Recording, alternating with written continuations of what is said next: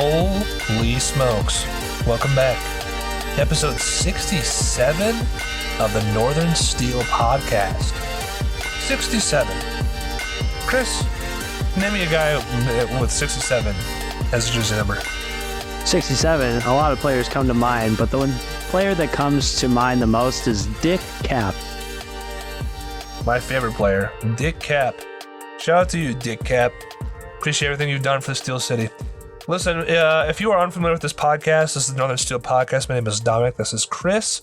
We are two brothers from Minnesota that like to give our takes on the Steelers season, and we try to be logical. Last year, really ran an emotional toil on our brains and our health and our psyche. We're going to retool how this podcast is done this year, because technically right now, for this episode, this would kind of be the start of Season 3. Normally, this episode would be kind of the end cap of Season 2, which we do right after the season is done. But here we are in March, week before free agency starts. We haven't done it yet.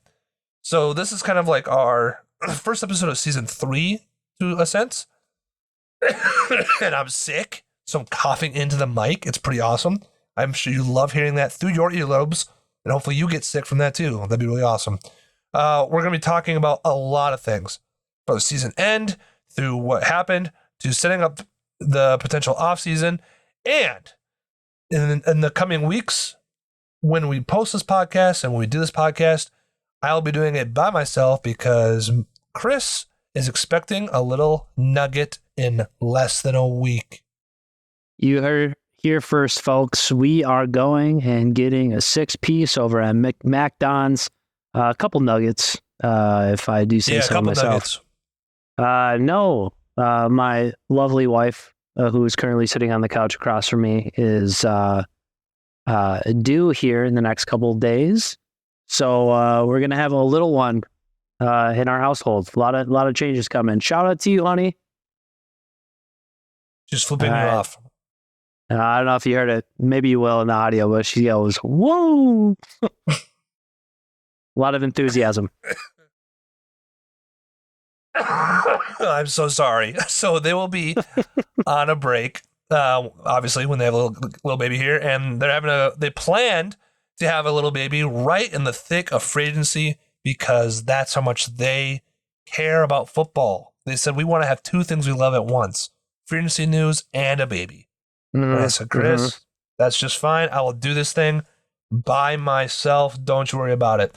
But we got a long episode today, Chris. We got a lot of things to talk about. We're going to try and talk about it kind of briefly. I mean, if you're a Steeler fan, these things have been on your mind. You've seen these things.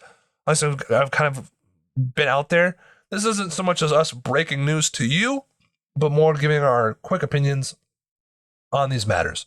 Let's dive right in, dude. First, let's talk about, we never discussed the playoff game against the Bills. Steelers did lose again, another game in which the defense gave up a lot of points. It actually, that was so long ago, it's hard to remember, but I felt as though that Mason Rudolph they were right in there. They were down by like 7 points at one point, and they had a chance, and the defense and poor tackling kind of blew that away. And also Mason Rudolph just wasn't good enough to match the offensive output. But again, the same outcome. A lot of defense gives up a lot of points, and not much we can do about it. Move on. Yeah, for a while we were really hanging in there, but I don't know. I feel like the writing was on the wall. I mean, obviously we were going into it hot. Mason Rudolph was on fire. Never thought I'd say that sentence out loud before, but things were looking good. We were building some chemistry, but obviously we fell short of our goal. Like Dom said, is very pretty one-sided there at the end. What was it, 31-17 or something like that? I can't even remember. Yeah, I don't even remember, nor do I. Yeah, fair enough. So out with the old and in with the new. The only good part about that weekend was the Browns getting blown out. Hilarious. That's the best part of my week. But yeah, again, another Steelers season, no playoff win, the longest drought since the 60s. So right away, we're thinking things have to change. Things need to get better, and we need to start making some changes now. And that has pushed us towards this offseason. So the first thing, Well, and also, spoiler alert: the Chiefs won the Super Bowl again. Was there ever any doubt What? with Taylor Swift there? There's never a doubt with T Swift there. Um, the first thing I'll move on to is, I'll brush by it quickly. Is before they started making a lot of moves, Art Rooney had an interview, and some of the key points I thought that he said were, he said the organization is impatient with the lack of playoff success and will look at other successful teams for blueprints. Contrary to Tomlin's, we don't care about the Joneses comments years ago, which I thought was really interesting because I don't know if you remember that Tomlin, they were asked about like why the Steelers don't do things that other teams do, and that was his response. We don't care about the Joneses, and a classic Mike Tomlin BS response about not caring what other teams do. But with this long drought of success, I think they should care what other teams do because there's definitely a recipe, and Steelers have not been following it at all. So regardless if that's just words that he's saying, Art Rooney himself, just to make Steelers fans happy, it still was nice to hear, but now we need to see it happen. Absolutely. Go ahead. I was just going to say, I feel like a lot of the times, and we know this too well being Steeler fans, we're fed a lot of lip service, especially from higher ups, especially with Tomlin, who's very good at speaking and just like coming up with things. So it's always things like that you want to hear. You want to always have that change, but is it going to happen? Are the Steelers actually going to push for it? Or are we just being fed the same thing that we have been for years?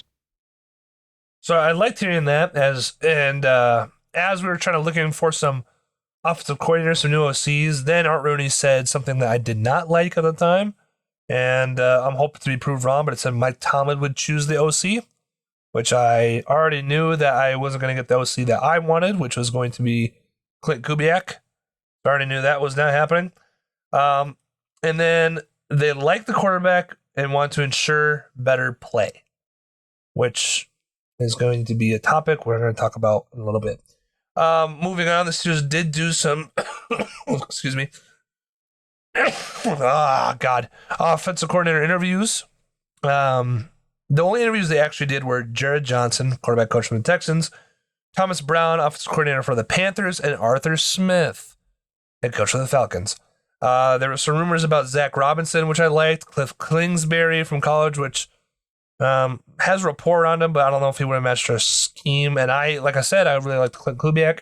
But at the end of the day, it kind of got wrapped up quickly, and the Steelers, because Mike Tomlin was picking the OC, chose to go with Arthur Smith. Now, first reactions, Chris? Wasn't thrilled. Was not thrilled. Yeah. My first reaction to getting Arthur Smith was, oh, cool. So we already gave up for next year. Just because it seems like such an unserious move. We literally go from Matt Canada, and yes, anything is really an upgrade from Matt Canada, but looking at all the potential out there, and we go to the guy who is constantly ridiculed for his coaching style and like playing the wrong guys offensively of like who should have been played, who should have been getting the ball more, things like that. It's not the kind of look that we really wanted, coming into this. We want someone exciting. We want someone to like generate these new plays and schemes to get our offense on fire and moving. And to me, Arthur Smith wasn't really that dude. But I don't know. I mean, then you look at it too, is like, as far as coaches who actually had offensive coordinator, background, he does fit that bill. He definitely has had experience, and with a pretty successful Tennessee Titans team. I don't know. What do you think? Yeah, just like you said, I was pretty bummed out about it because as a head coach of the Falcons, when I would watch Arthur Smith and we talk about him, I would be like, well, they're going to lose that game because he's such a moron, to put it bluntly. But sometimes coordinators aren't good head coaches, and one way I'm hoping to kind of eat my own words and hopefully not be as depressed and try to still be excited about next season is, like you said, his time with the Titans. To go more in depth on it, when he took over for the Titans in 2019, in 2018 the Titans were upper 20s in total yards and points scored. Took almost dead last in the league, like 27th, 28th ranked. When he took over the first year in 2019, they were like 12th in total yards and like 8th in total points. And then in 2020, they were 2nd in total yards, I think, or in 4th in total points, or flip-flop that, one of the two. That was also when Derrick Henry started taking off. He had a bad year the year before Arthur Smith came in there, and then Arthur Smith came in, he had 1,600 yards, and then 2,000 yards. They were the number 1 seed in 2020. They averaged over 30 points, something the Steelers never did with AB and Brown and Bell on the team. So there is some hope there. My only still like caveat with that is, one, the run scheme he likes to run, specifically, we weren't very good at last year. We tried running that more at the beginning of the year, and we sucked at it. We went away from it, and we found the scheme that we like to run, but he runs the one that we weren't good at. I believe it's called a zone scheme. I had more of these notes back in the day, but here we are 2 months later. He also isn't the great at developing quarterbacks, but he's good at making the games easier for them. Take that what you will. As someone who likes Kenny, and I know Chris does too, and we'll get more into that later, I would like to see, I wanted to see a quarterback coach come in or someone come in to help develop him, and that's not really what he does. So we'll see how that plays out. But we'll see if Kenny's even the starting quarterback to begin with, with other news coming up anyways. So yeah, I'm hoping that I eat my words, and I'm hoping that he does well. But honestly, we're just going to see. Although the thing I will say is that I think his play calling and his scheming has to be better than Canada's. I mean, it can't get much worse. But I've seen that's better than Canada's. They've talked about it. He sets up plays better with his runs and his passes. I mean, Matt Canada's his run plays and his pass plays weren't cohesive. They didn't work together. They were just standard basic plays to get the yards, to get the job done. When Arthur Smith has plays that go together. So I'm hoping to see some better route concepts, especially in the pass game. I'm hoping things improve. I still think, regardless of who the quarterback is, the offense runs through the running backs. So we'll see how this goes for a year until I get upset later. Expect Darnell Washington to have a breakout season next year as a receiver, because why throw it to Freiermuth or, even Connor Hayward? It's going to be the big man. But, I highly anticipated him to do this last year. Not necessarily like yardage, but like touchdowns, and we did not utilize him at all in that regard. But he's also kind of a beast at blocking. And by kind of, I mean big time. But we didn't really utilize anybody. So I agree. I mean, when it comes to, talking about developing Kenny Pickett with Arthur Smith, maybe that part of it isn't there. And the part of like making the game easier for quarterbacks kind of concerns me a little bit, because what does that mean, right? Like, is he like teaching him the game and like making it so that way like we can give him open looks more often than not?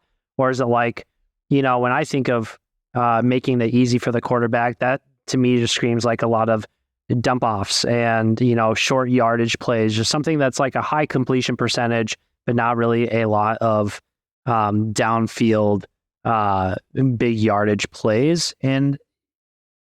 But I could definitely be wrong. I think Kenny, has a lot of experience. I mean, he played 8 years in college, all as a starter.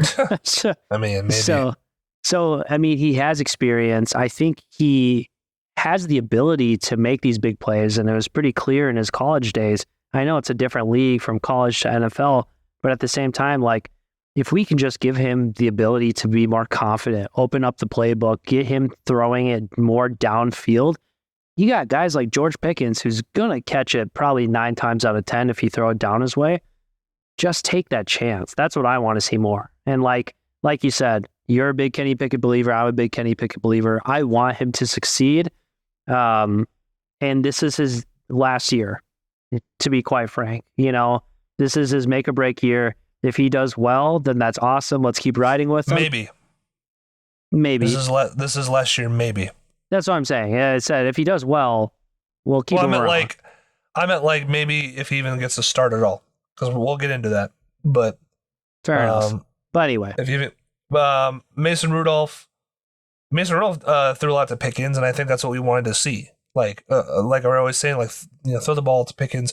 I think I don't want to get too off the topic of the coaches, but you got me in this organic conversation. I just want to bring some up about Kenny.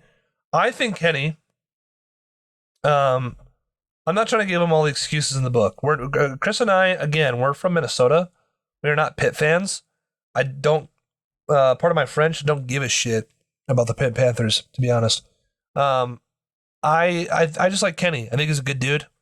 I think he's a hard worker, and I want to see him improve. And if he doesn't improve, like Chris said, after this year, then yeah, you move on. But I think Kenny was dealing with a lot of Canada in his ear, telling him, "Don't mess up. Don't mess up. Don't take risks.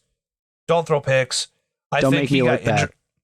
Yeah, don't make me look bad. I think he also got injured a lot because of his pocket presence being bad. That's something that Kenny have to work on, and his trust in his own line, and his vision of the field for sure. Those are all things he needs to work on. Those are all valid critiques of his. But I think he got hurt a lot too. Sometimes it looked like when he's throwing the ball, he's putting, everything behind a throw that's going like 15 yards.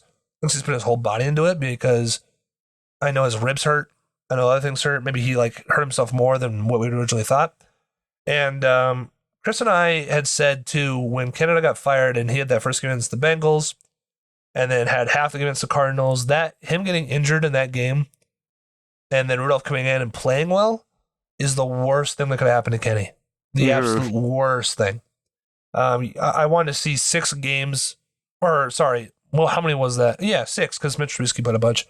I want to see 6 games with Kenny finishing out the season without Canada, and I didn't get to see it.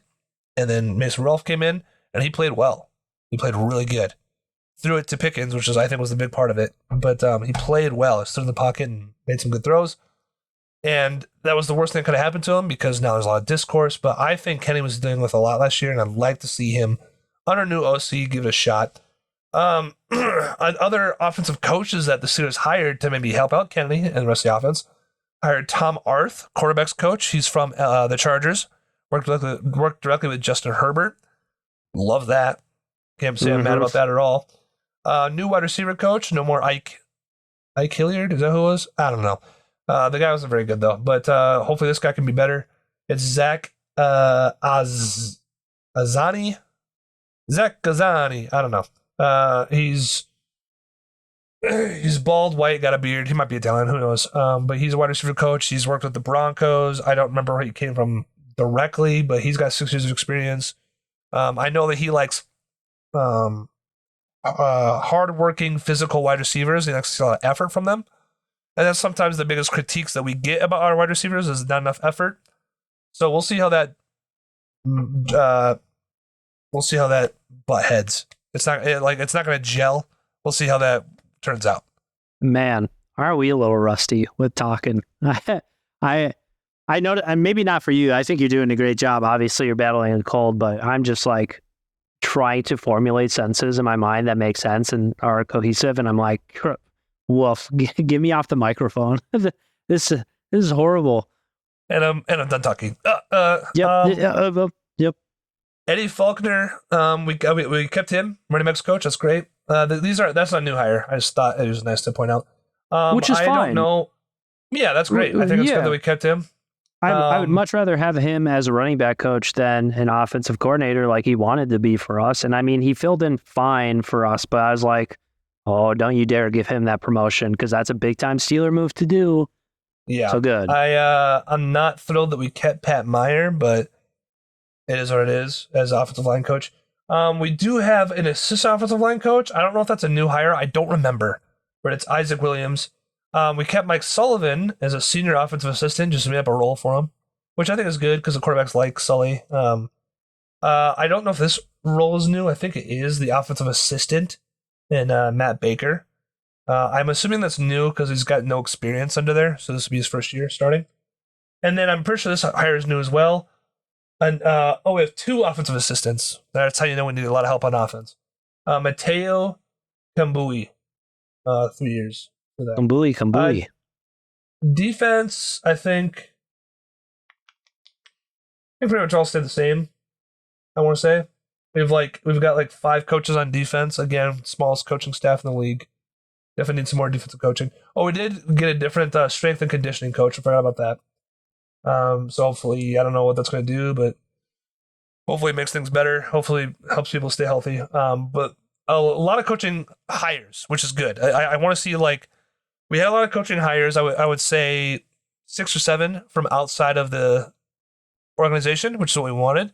Our coaching staff isn't any bigger than it was last year, but at least the hires are from outside. That's a small step. Yeah. And like, obviously you and I talked about wanting to have a bigger staff because we're leagues behind the rest of the league. But at the same time, I appreciate the turnover. It's nice because it actually feels like we're doing something. We're trying to generate a winning culture again, which hasn't been the case in Pittsburgh for years now. So heck, out with the bad coaches and with with new faces. Hopefully we can start to do something with these guys, even if our numbers don't necessarily increase big time.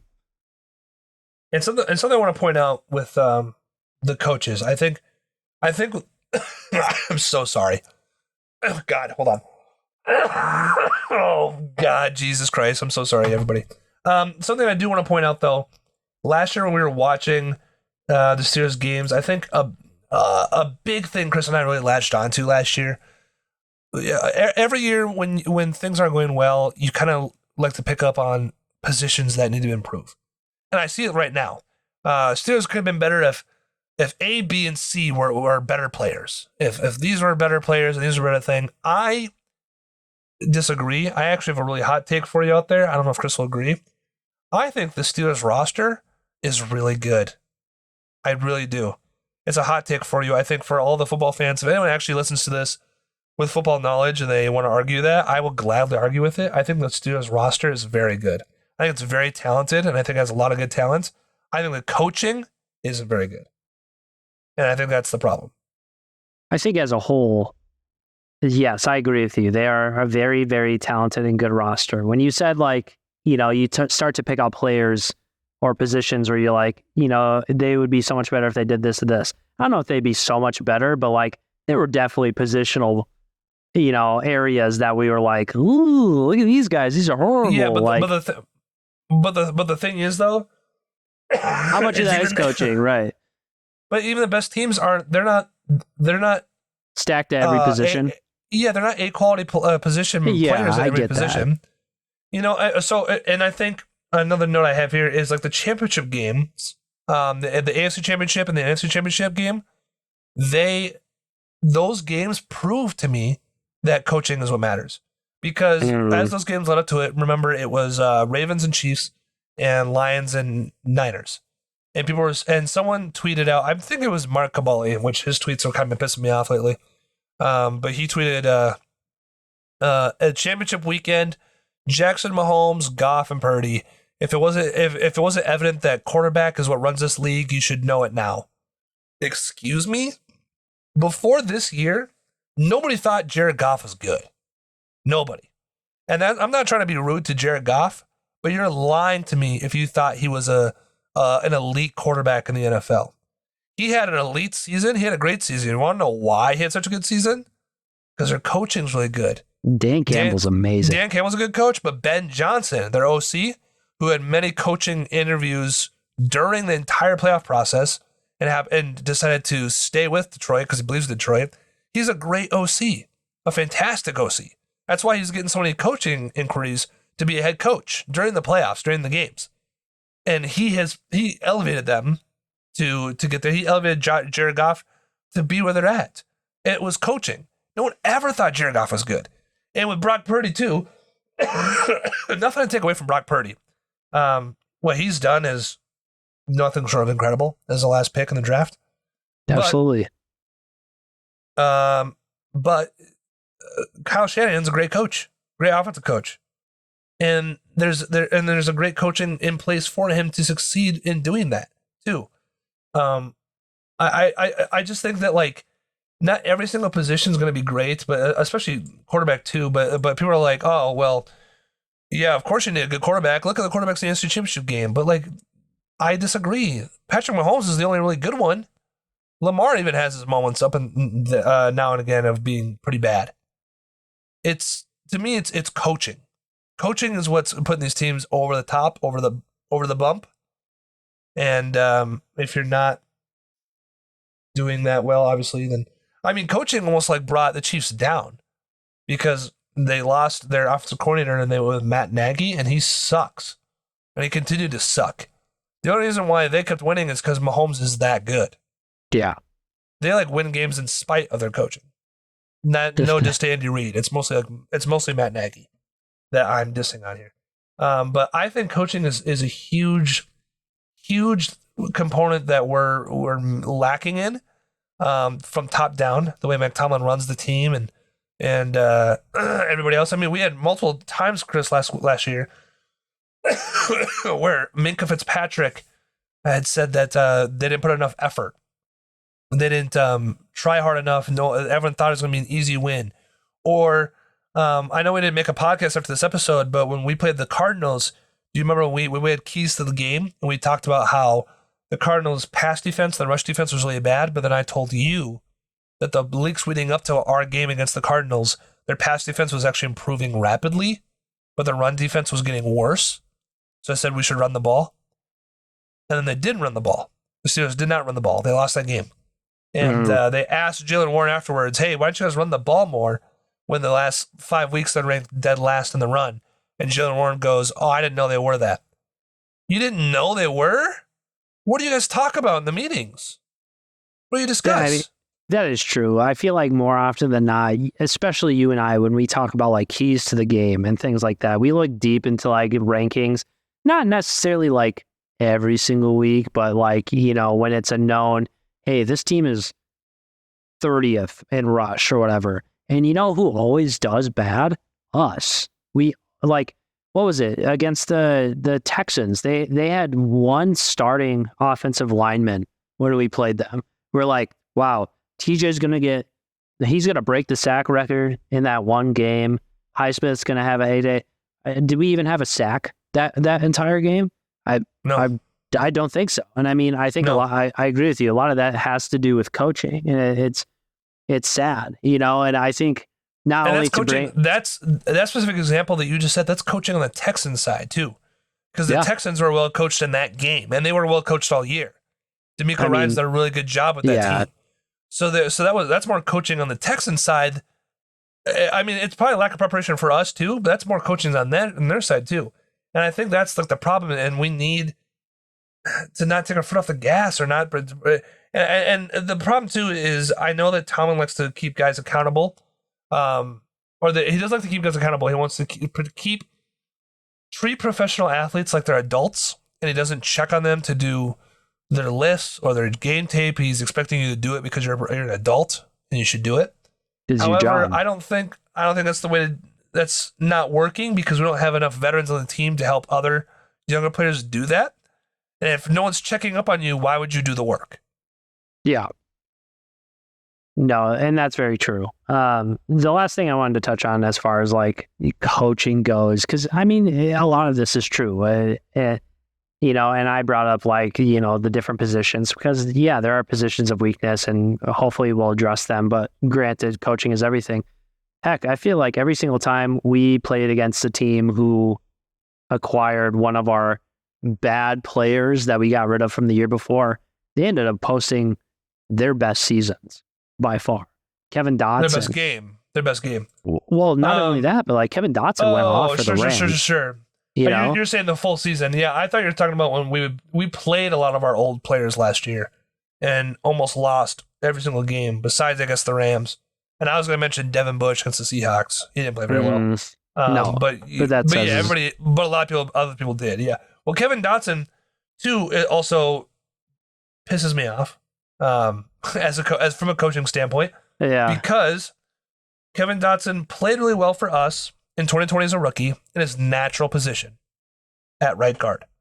And then we moved him to left guard, and he got worse and worse. Then we got rid of him. The Rams played at right guard. He's one of the best guards in the NFL last year. Kendrick Green, where did he play for the Texans?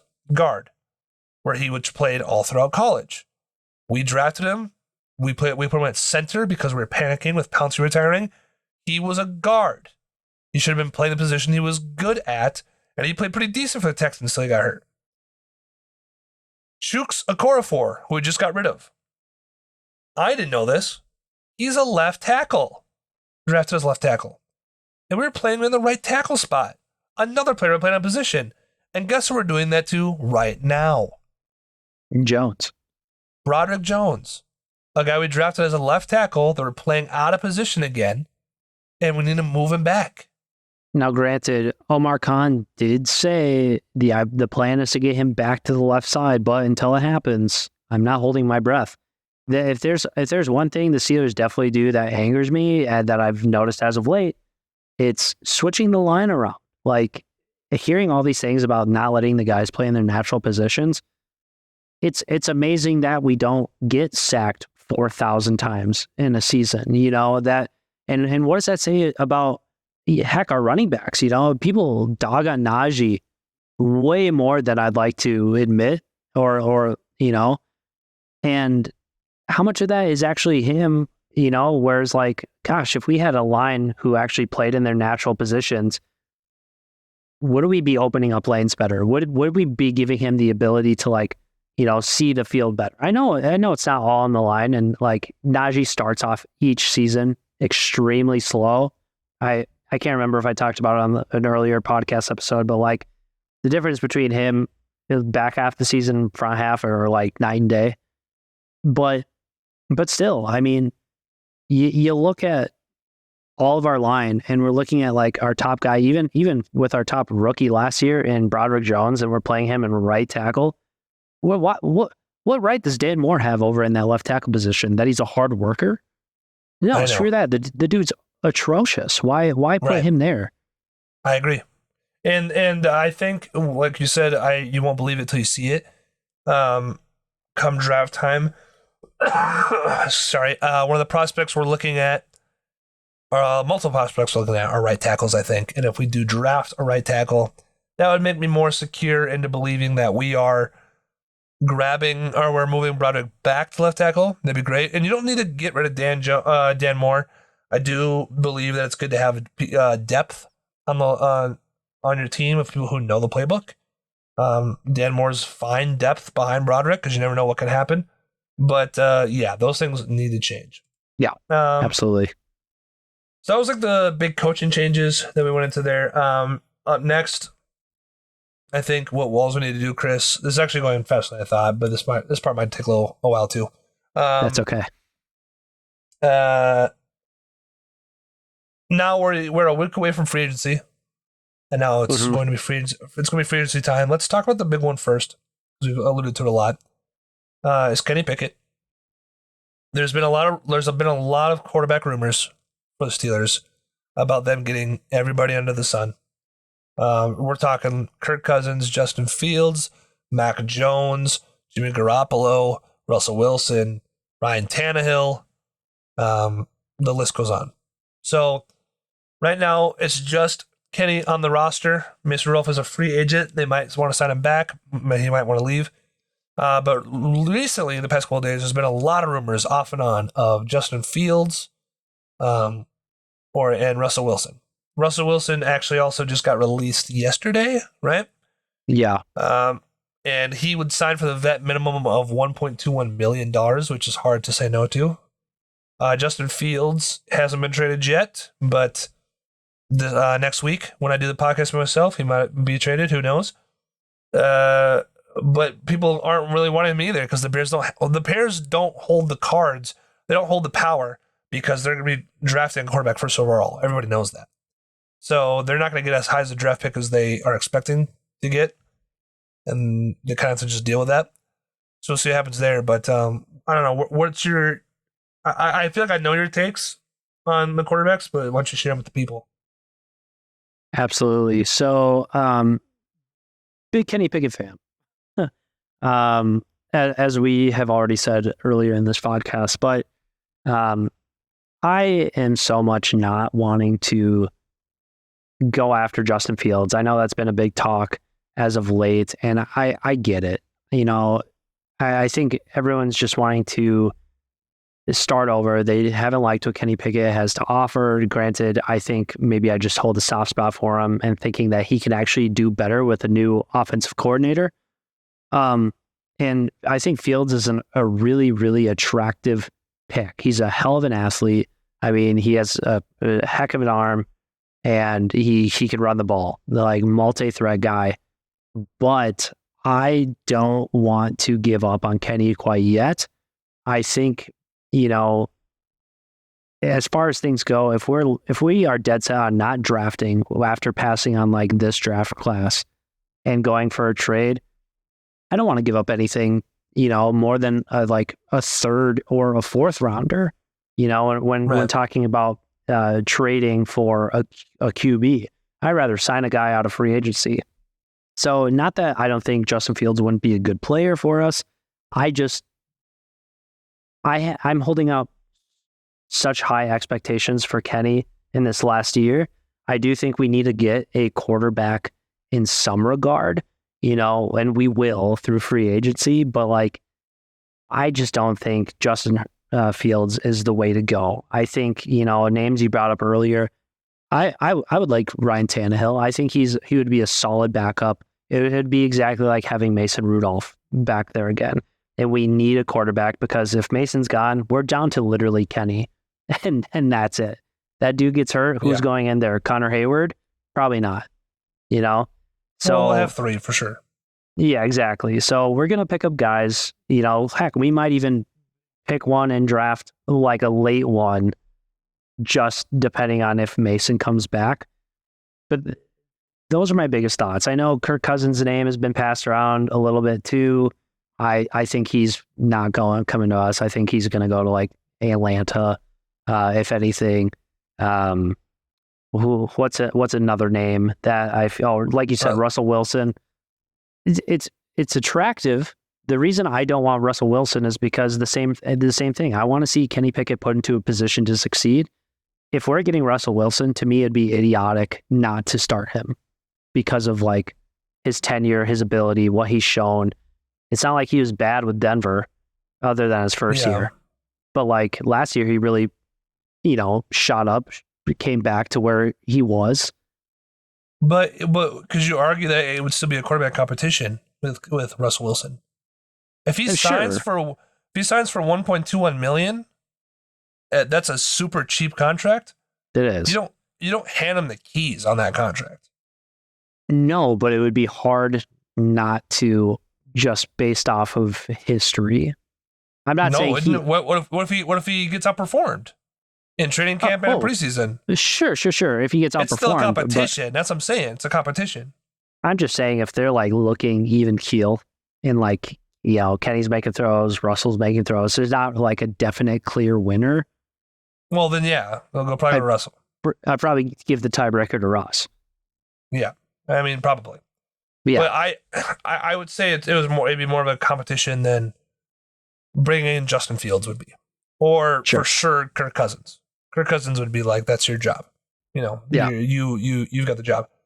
Justin Fields could be a competition if you get him for a fourth rounder or less. But it's still kind of iffy. Justin Fields fits Arthur Smith's scheme really well. I know he's got a lot of tangibles that make him exciting. He's pretty bad in the fourth quarter, in the clutches, turnovers. I know Kenny hasn't thrown a lot of touchdowns either. The thing is, it's so, if you're listening to the podcast and you're on Twitter, you've seen the discourse. It's really annoying, to be honest. It's annoying because it feels like it's very, actually, this is very topical because it's 2024. And Charlie, if you're listening, this is an American thing, but it's election year, and it feels very political. It feels very you're either with this idea or you're an idiot from both sides. It feels very much like you're either for Justin Fields or you're an absolute moron, or you're either for Kenny Pickett or you're a traitor. And there is no middle ground. And I think me and Chris are more. At least I know I am. I'm more of a middle ground. Like, yeah, I'd like to see Kenny play more. I'd like to give him another year. But and because people were saying things like, I'm not watching the Steelers again if Kenny plays, or blah, blah, Not blah. a real fan. Yeah. If I just love the team too much, and I want to see him improve. And if Justin Fields gets signed, I'm gonna watch that, and I'm gonna try and see like what he can do with the team and what that looks like. And I'm not gonna sit there and hope that he fails and sucks. The same way when Mason Rudolph came in, I was hoping that Kenny could come back, but I wasn't hoping that Mason would suck. It was exciting watching him play good. We will support whoever takes the helm and is the commander of this team. Win or lose, that's kind of what we're going to do, is like, keep cheering them on. That's what it is. You don't just stop because you don't like the choice that they're making. Yeah. Clearly, you don't know everything about Steelers history because there's a lot of bad times. Fortunately, we never got to see that, but it's definitely there. They went through a good amount of losing seasons. Yeah, and this has kind of been our version of like the worst times, because this is the longest playoff drought they've had in since the 60s. So this is kind of like our version of like the bad times for as a Steeler fan, which is not too bad. But I have a hot take. Okay, go ahead. I don't mean to cut you off. Just before we transition out of the Kenny Pickett talk, because I know you said Justin Fields fits in well to Arthur Smith's offense and everything. I know very badly I want Kenny to be a pocket passer. I think he runs out of there way too often and everything. However, looking at his college tape, the dude can run. He is very dangerous with his legs. I think if we can open that up and make him comfortable in the pocket, but also like not scare him away from using his legs to create opportunities, I think he could be the next Josh Allen. And I'm only going to say that because we have literally 1.5 listeners. Yeah. So I'm going to say absolutely not, because whatever, every time Josh Allen gets crushed by 5 dudes, he gets up, because Josh Allen is 7'2". And every time Kenny gets tackled by a guy, he's out for 2 weeks. So, no. Not with this new strength coach. But yeah, he better be doing work. He's going to need to. He's going to absolutely need to. Bookmark it, dude. Yeah. Write it down. There's a lot of discourse online. Just know that, like, just let it happen. Let it be what it be. Yeah. And then we'll reassess when it happens. Also, a lot of discourse between fans of other teams. You know who you are. You can go lick my nuts. Anyways, free agency additions, acquisitions, positions we're looking for.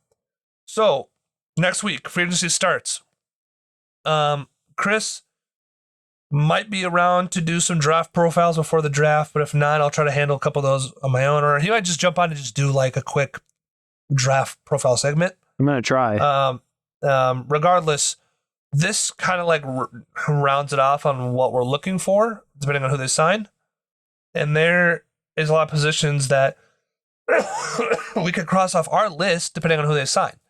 2 positions being linebacker and safety. I think we could pick up somebody in free agency and sign, and we could knock those off our draft board.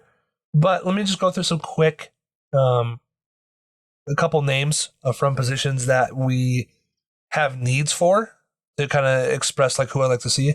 Also, in case you're wondering about players we've released released 3 players: Mitch Trubisky, Mason Cole, Presley Harvin. All deserved. See you later. Goodbye.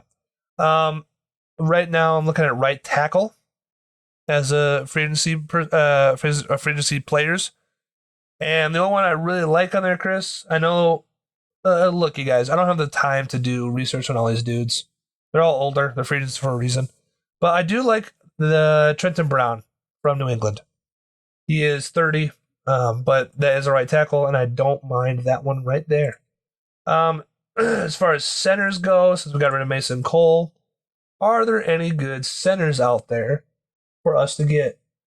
Maybe Connor Williams, maybe Brian Allen, but probably not.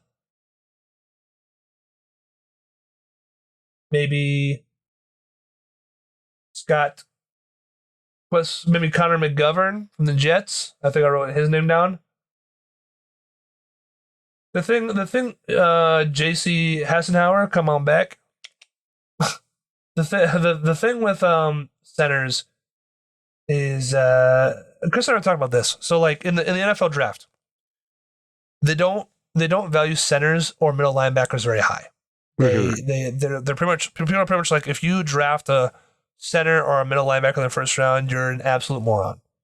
But my argument to that is that there's not a lot of good ones in the league at all in both those positions, like all pros. There's not a lot of good all pro centers or middle linebackers in the league. And if you have a good one, or if there's one available in the draft, take them, because there's not a lot of good ones. And there's a long list of center free agents here, and I don't know if there is a diamond in the rough. They could all be absolute trash. There's Glasgow from Detroit. He's old, but I know he's been in a couple Pro Bowls. But I don't know. That's up to Omar Khan and those line guys to figure it out. But yeah, centers are a tough position to come by for sure. It really is, especially with like the amount of players that are coming into this draft. I think that are pretty highly ranked. I don't know. I mean, it's nice to get depth, that's for sure. But I feel like if we are dead set on getting a guy, for sure pick up a center free agent that, is pretty reliable, but maybe not the dude. And then move on from there. Wide receivers, you might be thinking, why would they get a wide receiver? There's potential Deontay Johnson trade rumors going around. There's also people who aren't happy with Allen Robinson, but it sounds like they might keep him. I don't think, with how it stands right now, we're going to go for wide receiver in free agency, but some names to look for. I know people have talked about Tyler Boyd a lot. I don't know. He's kind of talked a lot of trash about the Steelers, even though he went to college at Pitt. Curtis Samuel, people have talked about. MVS from the Chiefs because of his speed. Kendrick Bourne is a decent option. Josh Reynolds from Detroit is a decent option. He had a pretty good year. Calvin Ridley, LOL. Yeah, right. Yeah, I was just seeing that too. Marquise Brown would be kind of cool because I think he's really fell off. And I think actually he'd be a really sweet option to have as a second or third string wide receiver, to be honest. Yeah. Also, Antonio Brown's cousin. It was a kind of a heartbreak when he went to Baltimore. But to be on our team would be pretty sweet. Mm-hmm. Noah Brown for Houston. I mean, he's got to be signed back. He had a killer year. Chase Claypool, bring him back. Just kidding. I was going to say that about Ray McLeod. Ray, bring him back. It's a long list, people. Isn't Juju a free agent? Bring him back. I'm just kidding. Gunner, bring him back. Just kidding.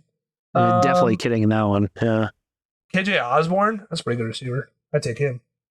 No, I mean, there's definitely a couple good names on here who I would definitely take. If they go for them.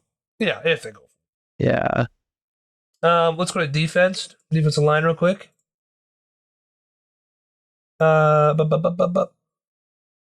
Leonard Williams from Seattle, defensive end, huge. That's really good. Chris Jones for KC, golly, that's needed defensive tackle like none other. Carl Lawson, Davenport's good on there. The Nagok 3000, I've wanted him forever. He hasn't been doing that good.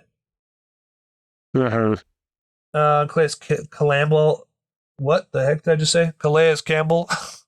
Bringing him back. I wanted him forever, but he is, my God, he's 38 years old. Yeah, he's old. Yeah, he's retiring for sure. Derek Barnett as a defensive end, maybe. I think there's a lot of options here. I wouldn't mind getting a different defensive end or or even defensive tackle to help boost up the line. I think our front could use some work. One guy who just got released that I know Steelers fans are talking about, which would be cool to get, and I saw the name mentioned with the Browns. Hopefully the Browns will get him. It's Christian Wilkins from Miami. Defensive tackle. He's going to cost a pretty penny, but he's good, and that'd be pretty sweet to get someone like that. Hopefully not the Browns. Right. Dante Fowler, Clowney. Those games the end.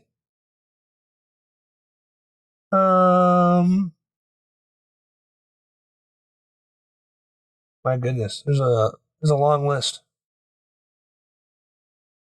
I'm trying to read, but not have gaps in silence for people who are still listening. Mm-hmm.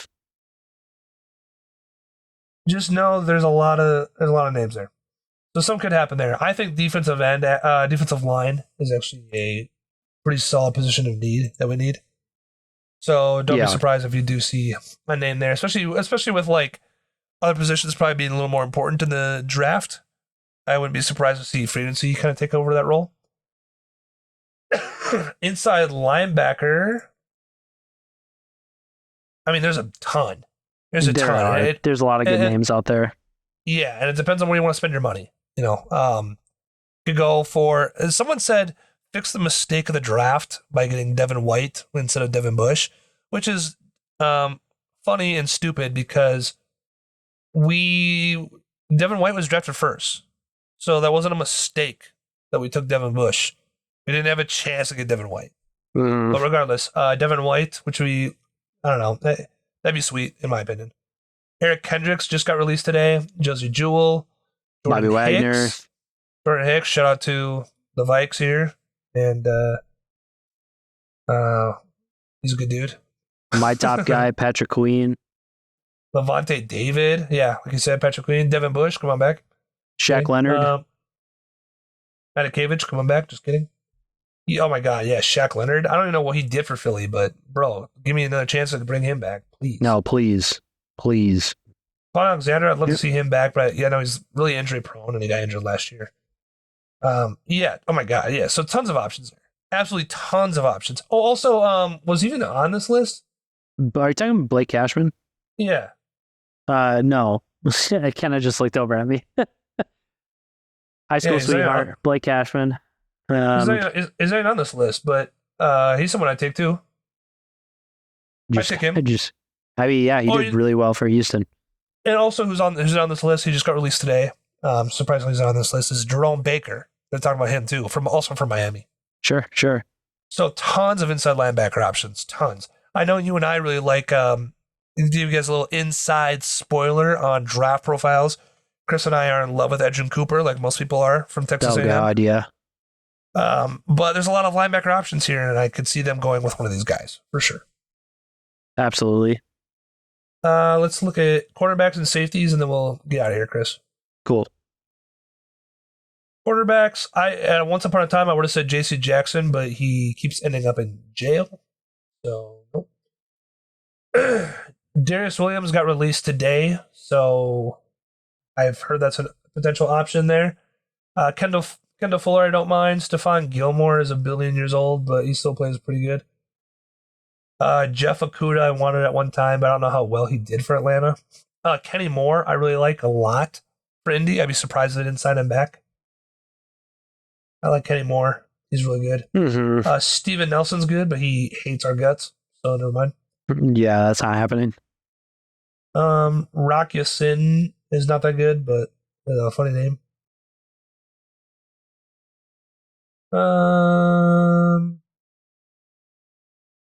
Is that about it? Is that about it? Probably. Yeah, so there's a couple we got there. safeties.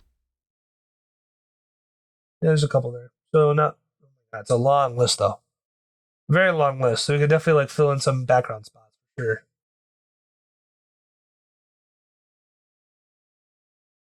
Then safety. Yeah, and then like you were saying, names out there. I know Jamal Adams just got released today. I could care less about Jamal Adams now. Yeah, but Uh, is he better than the guys we just had playing strong safety? Maybe. yeah, I guess. Kevin Um, Byard, Mike Hyde. Kevin Um, Byard had a rough year with Philly though too after their trade. Kind of sucks that like Buda Baker and Eddie Jackson are free safeties. That kind of sucks because mhm. I really like Eddie Jackson a lot. Well, did you see they have Terrell Edmonds as a free safety on this list? Oh well, okay. Well, he's Yeah, I someone I thought that think we was could sign back. Chauncey Gardner Johnson. I would really look at Jordan Whitehead here that as would be a strong huge. I would safety, love Jordan Whitehead. just because the Pittsburgh connection too. And I know he played well for the Bucks. I don't know if he played that well for the Jets, I but mean, he had 4 I, picks last year. I know the Bucks were happy with Antoine Winfield, but I like Jordan Whitehead. I'd take I him do for too. sure. Uh, Uh, Jordan Fuller is another good name out there. I think he's a pretty solid safety. okay. Um, like, Xavier McKinney. I've heard people talk about him for the Giants. mhm. Taylor Rapp, he's out Yeah. there. Jeremy Chin. Jeremy Chin, I like. Yep. Terrell Edmonds, as we said earlier. I think he's such a safe name. I would take him back. I know I bashed on him a lot. Paula Malu's nephew, Paula Mao. Pull him out. Yeah, he's on there. Yeah. A lot of decent names on safety for sure. Oh, and then there's another name I might have went past it, but I saw it today that people like is Justin Blackman from Indy as well. Oh, sure. So tons and tons of options out there. So I'll be here next week to update you guys on some of the moves that have been made and what's been happening Wednesday night probably to Thursday, and we'll go from there. We'll see who they get, and they'll kind of narrow down our draft board, and we will be hopefully live streaming the draft again this year for the third year in a row. We'll try to do something a little special, a little different this year. I'll try to make it a more grandiose event. I think I'm going to try to do YouTube TV. So if you want to watch the draft with us, make sure you tune into that. Follow us on YouTube, on Instagram, on TikTok, TikTok, Your age is showing. LinkedIn, Twitter, and Grubhub. Chris, do you have any last words for the people before your extended break? Yeah. For you, go get some Robitussin, and for everyone else, go Steelers. Go Steelers, and Robitussin will be hitting my gullet in 3, 2, 1. Goodbye. Bye.